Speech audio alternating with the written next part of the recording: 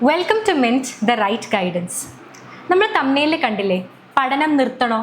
അപ്പോൾ നമ്മളിന്ന് സംസാരിക്കാൻ പോകുന്ന 10th ലെവലിൽ ഇനി നടക്കാൻ പോകുന്ന 3 എക്സാംസിനെ കുറിച്ചാണ്. 1 company board LGS, 2 Bevco LDC, 3 VFA. അപ്പോൾ ഇതിനെക്കുറിച്ചുള്ള ഡീറ്റെയിൽസ് ആണ്, ഇതിനെക്കുറിച്ച് എങ്ങനെയാണ് പഠിക്കേണ്ടത്, ഇതിനെക്കുറിച്ച് പഠിക്കേണ്ട രീതി, ഇതിനെക്കുറിച്ചാണ് നമ്മൾ സംസാരിക്കാൻ പോകുന്നത്. ഇതിൻ്റെ ഈ ഓരോ എക്സാമിൻ്റെ ഡീറ്റെയിൽസ് ആണ് നമ്മൾ സംസാരിക്കാൻ പോകുന്നത്. അപ്പോൾ നമുക്ക് ആദ്യം ഈ എക്സാമിൻ്റെയൊക്കെ ടൈമിംഗ് ഒന്ന് എപ്പോഴായിരിക്കും ടെൻറ്റേറ്റീവ് ലിസ്റ്റ് അനുസരിച്ച് കാലണ്ടർ അനുസരിച്ച് എപ്പോഴൊക്കെ ആയിരിക്കും പ്രിലിംസും മെയിൻസും ഒക്കെ നടക്കുന്നത് എന്നൊന്നറിയാം. അപ്പോൾ ആദ്യത്തെ പോസ്റ്റ് 423/2025 LGSൻ്റെ കമ്പനി ബോർഡ്, അതായത് ലാസ്റ്റ് ഗ്രേഡ് സർവൻസ് കമ്പനി ബോർഡിൻ്റെ എക്സാമാണ് നമ്മൾ പറയുന്നത്. അതിൻ്റെ ടെൻറ്റേറ്റീവ് ആയിട്ടുള്ള പ്രിലിമിനറി എക്സാം നടക്കാൻ സാധ്യതയുള്ളത് കൊടുത്തിരിക്കുന്നത് ജൂലൈ മുതൽ സെപ്റ്റംബർ 2026 ഇടയ്ക്കാണ്. 3 മാസത്തിൽ എപ്പോൾ വേണമെങ്കിലും നടക്കാം, 1 or 2 ഘട്ടങ്ങളായിട്ട് നടക്കാൻ സാധ്യതയുണ്ട്. അപ്പോൾ ഇതിന് നമ്മൾക്കൊരു 120 ദിവസമാണ് പ്രിലിംസ് നടക്കാനുള്ള വരെയുള്ളത്. അപ്പോൾ ഈ 3 മാസത്തിൻ്റെ ഇടയ്ക്ക് എപ്പോൾ വേണമെങ്കിലും നടക്കാം. അത് കഴിഞ്ഞിട്ട് ഒരു 2 മാസത്തിന് ശേഷം ഒക്ടോബർ മുതൽ ഡിസംബർ 2026 ഇടയിൽ എപ്പോൾ വേണമെങ്കിലും മെയിൻസ് നടക്കാം. അപ്പോൾ പ്രിലിംസ് വരെ ഒരു 120 ദിവസം, അത് കഴിഞ്ഞിട്ട് മെയിൻസ് പ്രിലിംസിൻ്റെ മെയിൻസിൻ്റെ ഇടയ്ക്ക് നമുക്കൊരു 2 മാസമാണ് പ്രതീക്ഷിക്കാൻ പറ്റുക. അതേപോലെ അടുത്ത exam 619/2025 LDC lower division clerk ബെവ്കോയിലേക്കുള്ള റിക്രൂട്ട്മെൻ്റ് ആണ് നടക്കുന്നത്. ഇതിൻ്റെയും പ്രിലിംസ് LGS കമ്പനി ബോർഡ് LGSൻ്റെ അതേപോലെ തന്നെ ആയിരിക്കും, സെയിം പ്രിലിംസ് ആയിരിക്കും വരിക. അതിനും 2 മാസത്തിന് ശേഷമായിരിക്കും മെയിൻസ് വരുന്നത്. ഒക്ടോബർ ഡിസംബറിൻ്റെ ഇടയ്ക്ക് എപ്പോൾ വേണമെങ്കിലും മെയിൻസ് നടക്കാം. അടുത്തത് വരുന്നത് 571/2025 VFA വില്ലേജ് ഫീൽഡ് അസിസ്റ്റൻറ്റിൻ്റെയാണ്. അപ്പോൾ നമ്മൾ ആദ്യം പറഞ്ഞ രണ്ടും സ്റ്റേറ്റ് വൈഡ് എക്സാം ആണെങ്കിൽ village field assistant district wide എക്സാമാണ്, ഡിസ്ട്രിക്റ്റിൽ നടക്കുന്ന എക്സാംസ് ആണ്. ഇതിൻ്റെ മെയിൻസ് മാത്രമായിരിക്കും നടക്കുക, പ്രിലിംസ് ഉണ്ടാവില്ല, മെയിൻസ് ആയിരിക്കും നടക്കുക. മെയിൻസ് വരാനുള്ളത് സെപ്റ്റംബർ മുതൽ നവംബർ 2026 ഇടയിലായിരിക്കും. അപ്പോൾ അതിന് വില്ലേജ് ഫീൽഡ് അസിസ്റ്റൻ്റ് എക്സാമിന് നമുക്കൊരു 180 ദിവസം കിട്ടുമായിരിക്കും പ്രിപ്പയർ ചെയ്യുക. അപ്പോൾ ആദ്യത്തെ രണ്ടിനും ഒരു 180 ദിവസം പ്രിലിംസ് വരെയും, അത് കഴിഞ്ഞിട്ട് ഒരു 2 മാസം നമുക്ക് ഇടയിൽ മെയിൻസ് വരെയും കിട്ടും, മെയിൻസിൻ്റെ ഇടയ്ക്ക് കിട്ടും, മെയിൻസ് വരാൻ വേണ്ടി കിട്ടും. അത് കഴിഞ്ഞിട്ട് വില്ലേജ് ഫീൽഡ് അസിസ്റ്റൻറ്റിന് നമുക്ക് വരാവുന്ന ഒരു 180 ദിവസമാണ് നമുക്ക് പഠിക്കാനുള്ളത്. നമ്മൾക്ക് ആദ്യം നോക്കേണ്ടത് 619/2025 കേരള സ്റ്റേറ്റ് ബെവറേജസ് കോർപ്പറേഷൻ ലിമിറ്റഡിൻ്റെ LDC ലോവർ ഡിവിഷൻ ക്ലർക്കിൻ്റെ എക്സാമിനെ കുറിച്ചാണ് ആദ്യം നമ്മൾ നോക്കുന്നത്. ഇതിൻ്റെ വേക്കൻസീസ് പുറത്ത് വന്നിട്ടുള്ള ആൻറ്റിസിപ്പേറ്റഡ് വേക്കൻസീസ് എന്നാണ് പറയുന്നത്. ഈ സ്കെയിൽ ഓഫ് പേ പഴയ സ്കെയിൽ ഓഫ് പേ ആണ്, ഇതല്ല ഇപ്പോഴത്തെ സ്കെയിൽ ഓഫ് പേ. ഇതിൻ്റെ ക്വാളിഫിക്കേഷൻ എന്ന് പറഞ്ഞാൽ 10th പാസ്സാണ് ക്വാളിഫിക്കേഷൻ വരുന്നത്. പ്രിലിംസും ഉണ്ടാവും, മെയിൻസും ഉണ്ടാവും. നമ്മൾ നേരത്തെ പറഞ്ഞ പോലെ പ്രിലിംസിന് നമുക്കൊരു 120 ദിവസം കിട്ടും, അത് കഴിഞ്ഞിട്ട് ഒരു 2 മാസമായിരിക്കും ഗ്യാപ്പ് വരെ, അത് കഴിഞ്ഞിട്ടായിരിക്കും മെയിൻസ് നടക്കുക. പ്രിലിംസിൻ്റെ ലാസ്റ്റ് കട്ട് ഓഫ് എന്ന് പറയുന്നത് 80.33 ആയിരുന്നു. അതേപോലെ മെയിൻസിൻ്റെ കട്ട് ഓഫ് 76.67 ആണ് മെയിൻസിൻ്റെ കട്ട് ഓഫ് വന്നിട്ടുള്ളത്. അപ്പോൾ നമ്മൾ ശ്രദ്ധിക്കേണ്ട കാര്യം എന്താണെന്ന് വെച്ചാൽ ഈ പ്രാവശ്യം കട്ട് ഓഫ് കൂടാനാണ് ചാൻസ് ഉള്ളത്. അപ്പോൾ നമ്മൾ കോമ്പറ്റീഷൻ കൂടിയിട്ടുണ്ട്. അപ്പം നമ്മൾ എങ്ങനെ പോയാലും ഒരു 80ന് മുകളിൽ തന്നെ കട്ട് ഓഫ് മാർക്ക് വാങ്ങിക്കാൻ ശ്രമിക്കുക. അപ്പോൾ കട്ട് ഓഫിന് എന്തായാലും മുകളിലേക്ക് തന്നെ നമ്മൾ നിൽക്കാൻ ശ്രമിക്കുക. അപ്പോൾ അത്രയും സേഫായിട്ട് നമുക്ക് റാങ്ക് ലിസ്റ്റ് വരാനുള്ള ചാൻസസ് കൂടുമല്ലോ. ലാസ്റ്റ് അഡ്വൈസ് ഒരു 250, ഓൾമോസ്റ്റ് 250 ആൾക്കാർക്കാണ് പോയിട്ടുള്ളത്, 249 ആൾക്കാർക്കാണ് പോയിട്ടുള്ളത്. അടുത്ത റാങ്ക് ലിസ്റ്റ് വരാൻ ഉള്ളത് 2027 ഫെബ്രുവരിയിലാണ് അടുത്ത റാങ്ക് ലിസ്റ്റ് വരാനുള്ളത്. അപ്പോൾ അതിൻ്റെ ഉള്ളിൽ തന്നെ പ്രിലിംസും മെയിൻസും എല്ലാം നടന്ന എല്ലാ പ്രോസസ്സും കംപ്ലീറ്റ് ആവേണ്ടതാണ്. അപ്പോൾ നമ്മൾ പറഞ്ഞ പോലെ പ്രിലിംസ് നടക്കേണ്ടത് ജൂലൈ സെപ്റ്റംബറിൻ്റെ ഇടയ്ക്കായിരിക്കും. 2 ഘട്ടങ്ങളോ മറ്റായിട്ട് നടക്കാനുള്ള സാധ്യതയുണ്ട്. അപ്പോൾ നമ്മൾ ഏറ്റവും ഈ 120 ദിവസത്തിൽ മാക്സിമം പ്രിപ്പയർ ചെയ്യാൻ നോക്കുക, പ്രയോറിറ്റൈസ് ചെയ്ത് പ്രിപ്പയർ ചെയ്യാൻ നോക്കുക. കാരണം മെയിൻസിനും കാര്യമായിട്ട് സമയമില്ല, 2 മാസമേ അത് കഴിഞ്ഞിട്ട് മെയിൻസിന് സമയമുള്ളൂ. അപ്പോൾ നമ്മൾ മെയിൻസിൻ്റെയും ബേസ് നല്ലോണം ഈ സമയത്ത് തന്നെ ക്രിയേറ്റ് ചെയ്യാൻ നോക്കുക. അത് കഴിഞ്ഞിട്ട് വരുന്ന അടുത്ത എക്സാമാണ് 423/2025 company board last grade servants LGSലേക്കുള്ളതാണ്. ഇതിൻ്റെയും വേക്കൻസീസ് ആൻറ്റിസിപ്പേറ്റഡ് ആണ്, വേക്കൻസീസ് കൊടുത്തിട്ടില്ല. ഇതിനുള്ളത് എന്താണെന്ന് വെച്ചാൽ 3000-ലധികം നിയമനമുള്ളതാണ്. അപ്പോൾ ഈ 3 എക്സാമിലും ഏറ്റവും കൂടുതൽ നിയമനം വരുന്നത് കമ്പനി ബോർഡ് LGSലേക്കാണ്. അപ്പം നല്ല സാധ്യതയുള്ളൊരു എക്സാമാണിത്.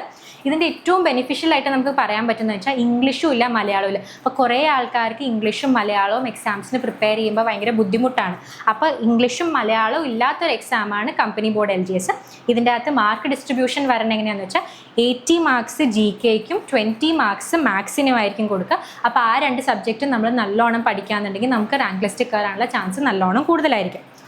ഡിഗ്രി ലെവൽ ഇതിൻ്റെ ഒരു ഇതെന്താണെന്ന് വെച്ചാൽ സാധാരണ 7th പാസ്സായിട്ടുള്ള ആൾക്കാർക്ക് മാത്രമേ LGS എക്സാം എഴുതാൻ പറ്റുള്ളൂ, അതിന് മുകളിലേക്ക് എഴുതാൻ പറ്റില്ല. പക്ഷേ ഈ ഒരു എക്സാമിൻ്റെ ഗുണം കമ്പനി ബോർഡ് LGSൽ മാത്രമാണ് LGS പരീക്ഷയായിട്ട് ഡിഗ്രിയുള്ള ആൾക്കാർക്കും കൂടെ എക്സാം എഴുതാൻ പറ്റുന്നത്.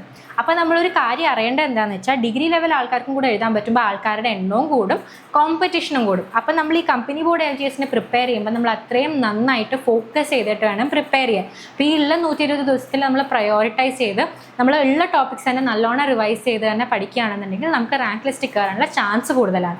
ഇത്രയും നിയമനവും കൂടെ ഉള്ളതുകൊണ്ട് ഇതിന് നല്ല പൊട്ടൻഷ്യൽ ഉള്ള ഒരു എക്സാമാണിത്. അടുത്ത് വരുന്നതാണ് 571/2025 വില്ലേജ് ഫീൽഡ് അസിസ്റ്റൻറ്റ് എന്ന് പറയുന്നത്. ഇത് ബാക്കിയുള്ള എക്സാംസ് പോലെയല്ല, ഇത് ഡിസ്ട്രിക്ട്, മറ്റേത് രണ്ടും സ്റ്റേറ്റ് വൈഡ് എക്സാം ആണെങ്കിൽ ഇത് ഡിസ്ട്രിക്ട് വൈഡ് ആയിട്ടുള്ള എക്സാമാണ് വരുന്നത്. ഇതിൻ്റെ സ്കെയിൽ ഓഫ് പേ എന്ന് പറയുന്നത് 23,700 മുതൽ 52,600 ആണ് സ്കെയിൽ ഓഫ് പേ വരുന്നത്. ഇത് ഓരോ ഡിസ്ട്രിക്റ്റ് ആയിട്ടായിരിക്കും നടത്തുക. ഇതിൻ്റെ കട്ട് ഓഫ് ജനറലി ഒരു 68 to 75 ആണ് കട്ട് ഓഫ്. ഓരോ ഡിസ്ട്രിക്റ്റിലും പലതായിരിക്കും, പക്ഷെ ജനറലി ആ ഒരു കട്ട് ഓഫിന് ഉള്ളിലായിരിക്കും വരുന്നത്. കഴിഞ്ഞ പ്രാവശ്യം അങ്ങനെയാണ് വന്നിരിക്കുന്നത്. അപ്പം നമ്മൾ ഈ പ്രാവശ്യം ഒരു 80 above എയിം ചെയ്യാൻ നോക്കുകയാണെങ്കിൽ നമുക്ക് എന്തായാലും റാങ്ക് ലിസ്റ്റിൽ വരാനുള്ള സാധ്യതകൾ കൂടും. ഇതെങ്ങനെയാണെന്ന് വെച്ചാൽ വയനാടൊക്കെ ആണെന്നുണ്ടെങ്കിൽ ഒരു 25 നിയമനമൊക്കെ ഉണ്ടാവുള്ളൂ. പക്ഷേ തിരുവനന്തപുരം പോലെയുള്ളൊക്കെ ജില്ലകളാണെങ്കിൽ ഒരു 100 മുതൽ 250 വരെ നിയമനം നടക്കാനുള്ള സാധ്യതയുള്ള ഒരു എക്സാമാണ്. അപ്പം നമ്മൾ എങ്ങനെ പോയാലും ഒരു 100 റാങ്കിൻ്റെ ഉള്ളിൽ വരാൻ ശ്രമിക്കുക. അപ്പം നമ്മൾ മാക്സിമം ഒരു 80 കട്ട് ഓഫ് 80 മാർക്കിൽ ഉള്ളിൽ 80 മാർക്കിന് മുകളിൽ വാങ്ങിക്കാൻ ശ്രമിക്കുകയാണെന്നുണ്ടെങ്കിൽ നമുക്ക് റാങ്ക് ലിസ്റ്റ് വരാനുള്ള സാധ്യത കൂടുതലാണ്. നമ്മൾ ടോപ്പ് 100ലേക്ക് എയിം ചെയ്യുകയാണെന്നുണ്ടെങ്കിൽ നമ്മളുടെ നിയമനം നടക്കാനുള്ള സാധ്യതയും കൂടുതലാണ് ഈ എക്സാമിന്. അപ്പോൾ നമ്മൾ ആദ്യം തംബ്നെയിലിൽ പറഞ്ഞല്ലോ പഠനം നിർത്തണമെന്ന്. അപ്പോൾ നമ്മൾ ഈ ഓരോ എക്സാമിൻ്റെയും ഡീറ്റെയിൽസ് ഒക്കെ അറിഞ്ഞില്ലേ? ഇപ്പോൾ കമ്പനി ബോർഡ് LGSൻ്റെ ആണെങ്കിലും VFAയുടെ ആണെങ്കിലും അതേപോലെ തന്നെ ബെഫ്കോയുടെ LDCയുടെ ആണെങ്കിലും ഡീറ്റെയിൽസ് ഒക്കെ ഇപ്പോൾ നമ്മൾ അറിഞ്ഞു. എങ്ങനെയാണ് പഠിക്കേണ്ടത്, എത്ര ദിവസം എത്ര ദിവസം ഉണ്ടാകും, ഇതൊക്കെ നമ്മൾ ജസ്റ്റ് ഒന്ന് അറിഞ്ഞു. അപ്പോൾ ഇതിൻ്റെ കൺക്ലൂഷനായിട്ട് നമുക്ക് എന്താ പറയാൻ പറ്റുക? പഠനം നിർത്തണോ? ഞാൻ പറയാമെന്ന് വെച്ചാൽ don't put all your eggs in one basket. എല്ലാ പരീക്ഷകളും എഴുതി നോക്കുക. കാരണം എന്താണെന്ന് വെച്ചാൽ നമ്മൾ എല്ലാ പരീക്ഷയും നമുക്ക് റാങ്ക് ലിസ്റ്റ് വരാനുള്ള ചാൻസസ് കൂടണമല്ലോ. അപ്പോൾ നമ്മൾ എല്ലാ പരീക്ഷ എഴുതുക. അപ്പോൾ ഇതിനൊക്കെ കുറേയൊക്കെ സിമിലാരിറ്റി ഉള്ളതുകൊണ്ട് തന്നെ നമുക്ക് ഈ പരീക്ഷകൾക്കൊക്കെ ഒന്നിച്ചായിട്ട് തന്നെ നമുക്ക് പഠിക്കാൻ പറ്റും. അപ്പോൾ ഇതൊക്കെ നമ്മൾ എഴുതി നോക്കുകയാണെന്നുണ്ടെങ്കിൽ, മര്യാദയ്ക്ക് പഠിച്ചിട്ട് എഴുതി നോക്കുകയാണെന്നുണ്ടെങ്കിൽ നമുക്ക് റാങ്ക് ലിസ്റ്റ് വരാനും ജോലി കിട്ടാനുള്ള സാധ്യത നല്ലോണം കൂടും. അപ്പം നമ്മൾ എന്ത് ചെയ്യണം? നമ്മൾ പഠന രീതി നല്ലോണം ശരിയാക്കുകയാണെന്നുണ്ടെങ്കിൽ നമുക്ക് ഇതിനൊക്കെ മര്യാദയ്ക്ക് സുഖമായിട്ട് അറ്റംപ്റ്റ് ചെയ്ത് എല്ലാ എക്സാമിനും നമ്മൾ സെപ്പറേറ്റ് ആയിട്ട് പ്രിപ്പയർ ചെയ്യാണ്ട് ഒന്നിച്ച് നല്ലോണം കൺസോളിഡേറ്റ് ചെയ്ത് പ്രിപ്പയർ ചെയ്യുകയാണെന്നുണ്ടെങ്കിൽ നമുക്ക് ഓരോ റാങ്ക് ലിസ്റ്റ് വരാനുള്ള ചാൻസസ് കൂടും. അത് നമ്മൾ ആ റാങ്ക് ലിസ്റ്റ് വരാനുള്ള ചാൻസസ് കൂടണമെന്നുണ്ടെങ്കിൽ നമ്മൾ ചില കാര്യങ്ങൾ എന്തായാലും നമ്മൾ ശ്രദ്ധിക്കേണ്ടതുണ്ട്. ഇപ്പോൾ ഞാൻ ആദ്യം എഴുതിയിരിക്കുന്നത് SCERT എന്നുള്ളതാണ്. നമ്മൾ ഇപ്പോഴത്തെ എക്സാമുകളുടെ റാങ്ക് ലിസ്റ്റ് നോക്കുകയാണെന്നുണ്ടെങ്കിൽ ഒരു 20 മുതൽ 28 വയസ്സുള്ള ആൾക്കാരാണ് റാങ്ക് ലിസ്റ്റിൽ കൂടുതൽ വരുന്നത്. പണ്ടത്തെ പോലെ കുറച്ചുകൂടെ പ്രായമുള്ള ആൾക്കാരല്ല, ഈ ഒരു ഏജിലുള്ള ആൾക്കാരാണ് ഈ റാങ്ക് ലിസ്റ്റുകളിലൊക്കെ കൂടുതൽ വരുന്നത്. അപ്പോൾ നമ്മൾ മോസ്റ്റ്ലി കാണുന്നത് എന്താണെന്ന് വെച്ചാൽ SCERT, അതായത് സ്കൂളിൽ പഠിപ്പിക്കുന്ന ഈ ടെക്സ്റ്റ് ബുക്കിനോട് കുറച്ചും കൂടെ ക്ലോസ് ആയിട്ട് അവരുണ്ടായിരുന്ന ഏജുകളിലാണ് അവർക്കിത് കുറച്ചുകൂടെ സുഖമായിട്ട് മനസ്സിലാക്കാനും ഇതൊക്കെ ആക്സസും ഇതൊക്കെ ഓർമ്മയുള്ള ആ സമയത്താണ് ഇവർ റാങ്ക് ലിസ്റ്റിൽ കയറുന്നത്. അപ്പോൾ നമുക്ക് SCERTയുടെ ഇമ്പോർട്ടൻസ് നമുക്ക് അവിടെ മനസ്സിലാവും. ഇവിടെ നിന്ന് ഡയറക്റ്റ് ആയിട്ട് സ്റ്റേറ്റ്മെൻറ്റ് ക്വസ്റ്റ്യൻസ് ഒക്കെ നല്ലോണം വരുന്നുണ്ട്. അപ്പോൾ 6ാം ക്ലാസ് മുതൽ 10ാം ക്ലാസ് വരെയുള്ള SCERT ഒക്കെ നമ്മൾ നല്ലോണം പഠിക്കേണ്ടതാണ്. ഓരോ സ്റ്റേറ്റ്മെൻറ്റും വായിച്ച് പഠിക്കേണ്ടതാണ്. എന്നിട്ട് ഓരോന്നും നല്ലോണം ഓരോ ചാപ്റ്ററും നമ്മൾ നല്ലോണം റിവൈസ് ചെയ്ത് പഠിക്കേണ്ടതാണ്. ഇത് നല്ലൊരു ബേസ് ക്രിയേറ്റ് ചെയ്ത് നമുക്ക് ആ ബേസിൽ നിന്ന് നല്ലോണം മുകളിലേക്ക് പഠിച്ചു വരാൻ പറ്റും. അടുത്തത് പറയുന്നത് PYQs, പ്രീവിയസ് ഇയർ ക്വസ്റ്റ്യൻസ് ദിവസവും ഇച്ചിരിയെങ്കിലും നോക്കുക. നമ്മളിപ്പോൾ 3 എക്സാം പറഞ്ഞില്ലേ, അപ്പോൾ ഇതിൻ്റെയൊക്കെ പേപ്പർ നമ്മളെടുത്ത് പ്രിൻ്റ് ഔട്ടോ മറ്റോ എടുത്ത് കയ്യിൽ വെച്ച് ദിവസം ഒരു 5 ക്വസ്റ്റ്യൻ ചെയ്ത് നോക്കുക. ഈ 5 ക്വസ്റ്റ്യൻ ചെയ്യുമ്പോഴുള്ള ഗുണം എന്ന് വെച്ചാൽ ഒന്ന് നമുക്ക് പ്രാക്ടീസ് ആവും.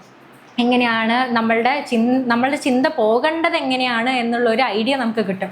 എങ്ങനെയാണ് അവർ ക്വസ്റ്റ്യൻ ചോദിക്കുന്നത് എന്നുള്ളൊരു ഐഡിയ നമുക്ക് കിട്ടും. നമുക്ക് എന്തൊക്കെ ക്വസ്റ്റ്യൻ എക്സ്പെക്റ്റ് ചെയ്യാം എന്നുള്ള ഒരു ഐഡിയ നമുക്ക് കിട്ടും. അതേപോലെ തന്നെ ടൈമൊക്കെ പ്രശ്നമുള്ള ആൾക്കാർക്ക് ഇങ്ങനെ ഡെയിലി ചെയ്യുമ്പോൾ നമുക്ക് ടൈം കുറച്ചും കൂടെ പെട്ടെന്ന് ഇച്ചിരി ആയിട്ട് നമുക്ക് ടൈമിൻ്റെ ഇഷ്യൂ നമുക്ക് പെട്ടെന്ന് സോൾവ് ചെയ്യാൻ പറ്റും. പിന്നെ പ്രീവിയസ് ഇയർ ക്വസ്റ്റ്യൻസ് സോൾവ് ചെയ്യണതിൻ്റെ ഒരു ഗുണം എന്താണെന്ന് വെച്ചാൽ നമുക്ക് ഒരു 2 ആഴ്ച അല്ലെങ്കിൽ ഒരു മാസം ഇത് ചെയ്ത് കഴിയുമ്പോൾ നമുക്ക് മനസ്സിലാവും എവിടെ നിന്നാണ് ചോദ്യങ്ങൾ വരുന്നത്, ഏത് ടോപ്പിക്കിൽ നിന്നാണ് ചോദ്യങ്ങൾ വരുന്നത് കൂടുതൽ, അല്ലെങ്കിൽ ഏത് സബ്ജക്റ്റിൽ നിന്നാണ് കൂടുതൽ ചോദ്യം വരുന്നതെന്ന് നമുക്ക് മനസ്സിലാവും.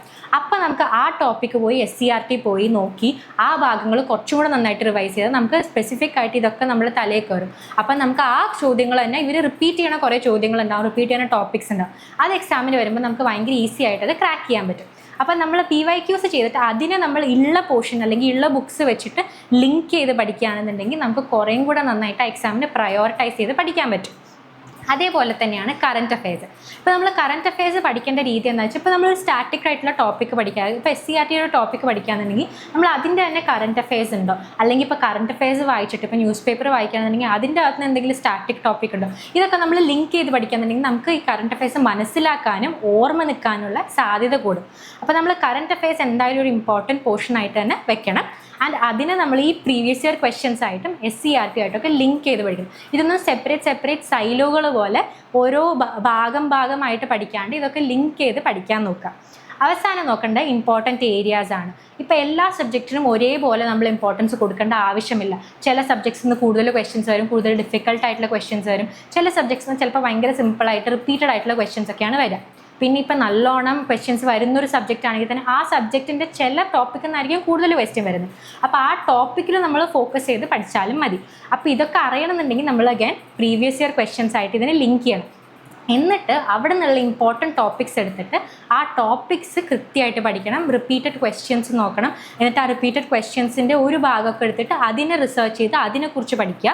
അപ്പോൾ നമ്മൾ സ്പെസിഫിക് ആയിട്ട് നമ്മളുടെ പോർഷൻ ഭയങ്കര വലുതാന്ന് നമുക്ക് തോന്നുന്നതായിരിക്കും കുറേ സമയമൊക്കെ.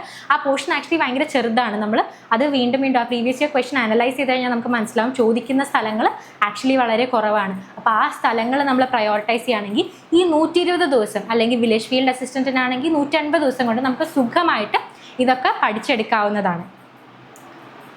ഇത് ഈ പഠനം നല്ലോണം സിമ്പിളാക്കാൻ വേണ്ടിയിട്ടാണ് നമ്മുടെ ഒരു കോഴ്സ് വരുന്നത്, മിൻറ്റിൻ്റെ ഒരു കോഴ്സ് വരുന്നത് 10th level rank maker batch എന്ന് പറയുന്നത്. ഇതിൻ്റെ അകത്ത് വില്ലേജ് ഫീൽഡ് അസിസ്റ്റൻറ്റും Bevco LDC company board LGS നമ്മൾ പറഞ്ഞ 3 എക്സാംസും ഡീറ്റെയിൽ ആയിട്ട് പറഞ്ഞ 3 എക്സാമിൻ്റെ ഒന്നിച്ച് നമുക്ക് പഠിക്കാൻ പറ്റുന്ന ഒരു കോഴ്സാണ് ഈ 10th level rank maker batch എന്ന് പറഞ്ഞ് വരുന്നത്. ഇതിന് 699 റുപ്പീസ് മാത്രമേ വരുന്നുള്ളൂ.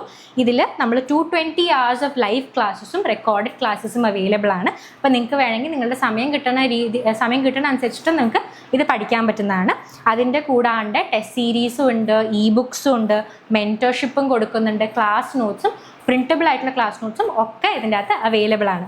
അപ്പോൾ ഈ കോഴ്സ് എടുക്കുകയാണെന്നുണ്ടെങ്കിൽ നിങ്ങളുടെ പ്രയോറിറ്റൈസ് ചെയ്ത് നിങ്ങൾക്ക് പഠിക്കാൻ പറ്റും. ഇപ്പോൾ ഈ 120 ദിവസമേ ഉള്ളൂ എന്ന് വിചാരിച്ചിട്ട് നമുക്ക് പഠനം പേടിയോ പഠന രീതി എങ്ങനെയാണെന്നൊക്കെ കൺഫ്യൂഷൻ വരികയാണെന്നുണ്ടെങ്കിലൊക്കെ നമുക്ക് പഠിക്കാൻ ഒരു പേടിയുണ്ട്. അപ്പോൾ ഈ കോഴ്സ് എടുക്കുകയാണെന്നുണ്ടെങ്കിൽ നിങ്ങൾക്ക് അത് മര്യാദയ്ക്ക് പഠിക്കാൻ പറ്റും, നല്ല പ്രയോറിറ്റൈസ് ചെയ്ത് പഠിക്കാൻ പറ്റും, ഒരു ഗൈഡൻസോടെ കൂടെ തന്നെ പഠിക്കാൻ പറ്റും. അപ്പോൾ ഈ കോഴ്സ് ആക്സസ് ചെയ്യാൻ വേണ്ടി നിങ്ങളൊന്നില്ലെങ്കിൽ കൊടുത്തിരിക്കുന്ന നമ്പറിൽ വിളിക്കുക, അല്ലെങ്കിൽ മിൻറ്റിൻ്റെ ആപ്പ് ഡൗൺലോഡ് ചെയ്യുക. അപ്പോൾ മികച്ച പഠനം മിൻറ്റിനൊപ്പം. Thank you.